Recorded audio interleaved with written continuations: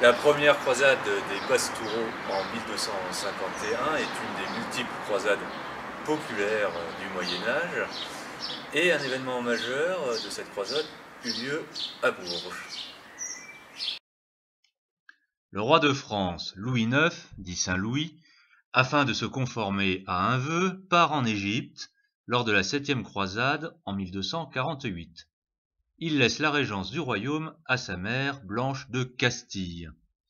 Lors de la bataille de Farcicure en avril 1250, le roi est fait prisonnier par l'armée égyptienne. S'ouvre alors en France une période d'incertitude connue notamment par les chroniques du moine anglais Mathieu Paris ou du moine de l'abbaye de Saint-Denis Guillaume de Nangis. Un certain Job, diminutif du prénom Jacob, autrement dit de Jacques, était surnommé, de par ses origines, le maître de Hongrie. Il était un ancien moine cistercien sexagénaire qui s'habillait comme un évêque et qui s'entourait de gens. Il leur expliquait que le roi était prisonnier, car le clergé et la noblesse de France se comportaient mal, qu'il avait reçu une lettre de la Vierge Marie, qu'il tenait serrée dans son poing constamment fermé. Ces gens étaient des proscrits, des excommuniés, des bergers. On les appela les pastoureaux.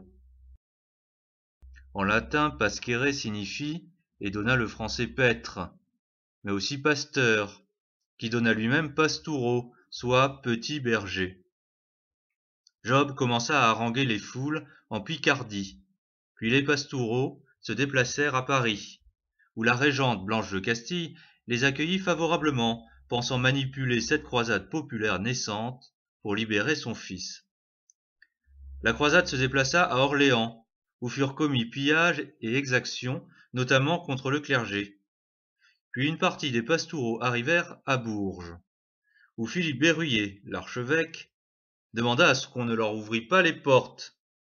Mais les bourgeois, c'est-à-dire les habitants du bourg, ne l'écoutèrent pas et ouvrirent les portes à une multitude de pastoureaux.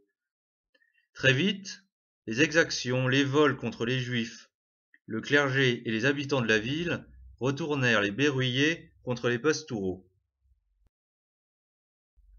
Un jour que Job était en train de prononcer un sermon, un boucher parvint à s'approcher de lui et le tua d'un coup de hache. Les pastoureaux partirent alors de Bourges, poursuivis par les Berruyer et des troupes royales, Blanche de Castille ayant changé d'avis sur les pastoureaux après leurs multiples exactions. Ils rattrapèrent et massacrèrent une bonne partie des pastoureaux entre Villeneuve-sur-Cher et Mortomier.